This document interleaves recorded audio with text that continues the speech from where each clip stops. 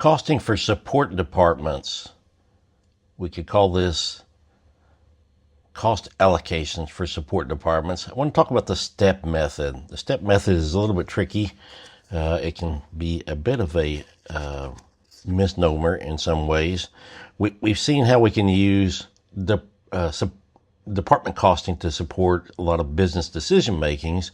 What we want to do is to look at how we can address support departments. Those are departments that support other departments, including production departments, but also sometimes support other support departments. So the step method is one method for doing that, and that's what we're going to look at today.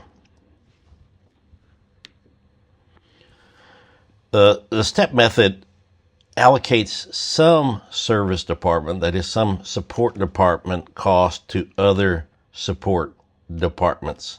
It's going to allocate some of those costs, not necessarily all of those.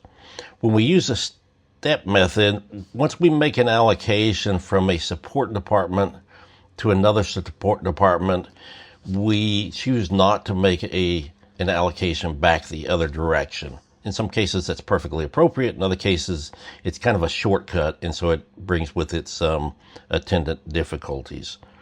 When we have a support department that supports another support department, and then that other support department supports back to the first one, then we've got this little knot that we have to deal with in some way. This is not an uncommon situation. The way that I think about this a lot of times is you've got the finance department is supporting human resources. So they're providing support to the human resources department to help human resources manage their costs. But also human resources provides support to the finance department because the finance department needs personnel support, hiring, and the like. So the question is, when we've got a support department supporting another support department and vice versa, how do we work our way out of this knot? And we'll see that the reciprocal method is the best way to work our way out of this knot, but sometimes the step method is adequate.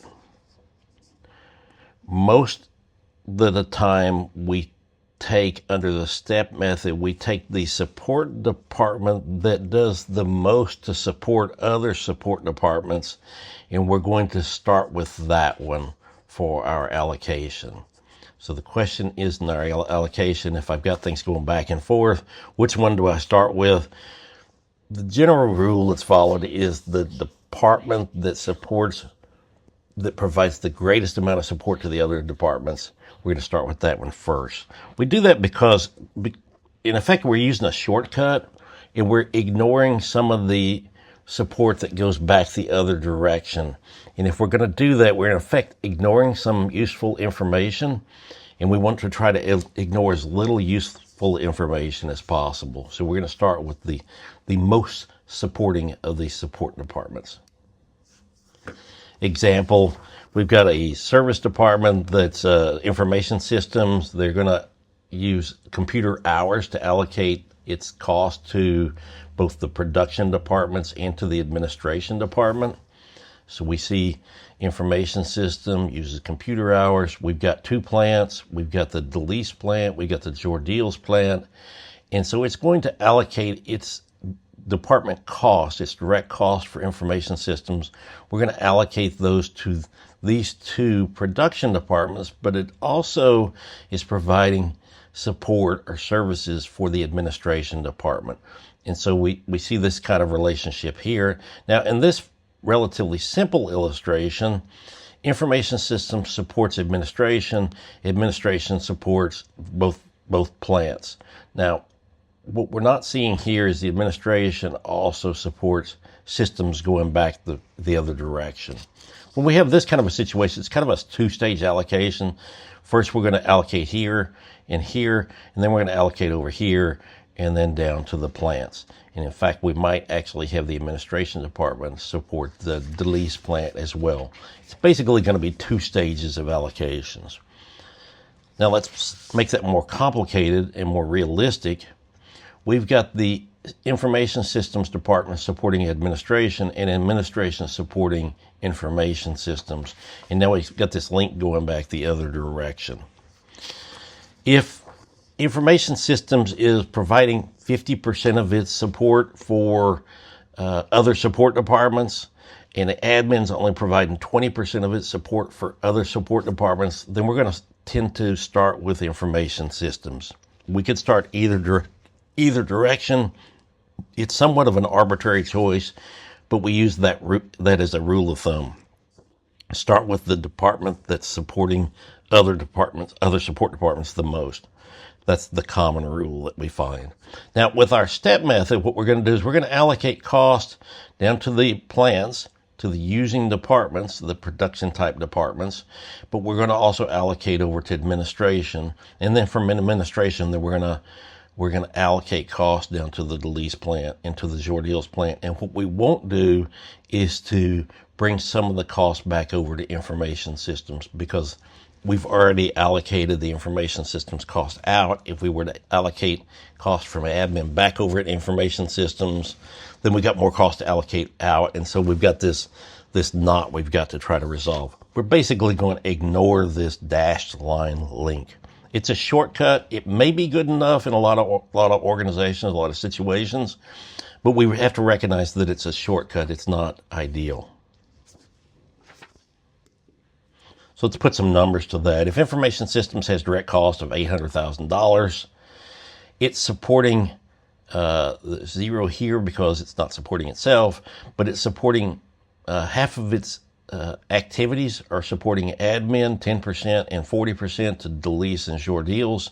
And so we've got a nice straightforward allocation. We've got our 50, the 10, and the 40. That's 100%. So the 800,000 is going to be allocated in those proportions to admin and to the plants. Now what we're going to do is we've got admin, and just for example, we've got numbers. We've got total cost of $5 million. And we're going to say, well, admin supports information systems, but we're going to ignore that. We're going to hold that to zero. Admin supports itself, of course, and so that falls out of the equation as well. And then we can see, based on the number of heads, the people count in admin that are supporting Delis and supporting Jordiels, those come to 62.5% and 37.5%. Now, in reality, they probably don't, because we have that dash line coming back the other direction, but we're going to ignore that dash line and we're going to force this to zero. That way we get 100% allocation to just the two plants.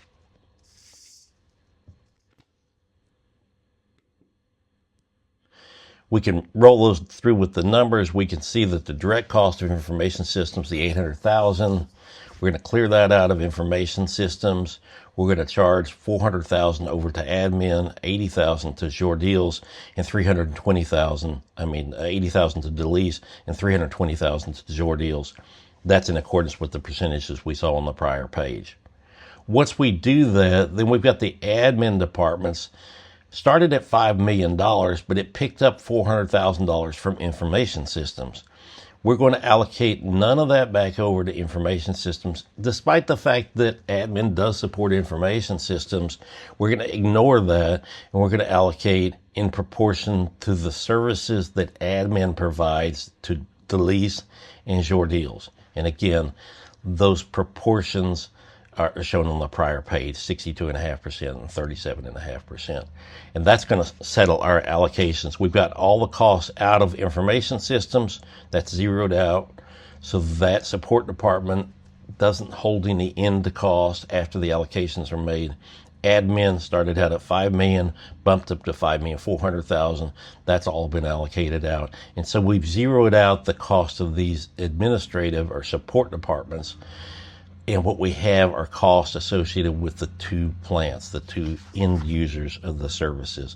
And that's what we wanted to try to accomplish with our support department allocations. The idea is to say, let's take all the cost of the support departments and allocate that, associate it in some fashion with the producing departments when we prepare our financial statements about the producing departments.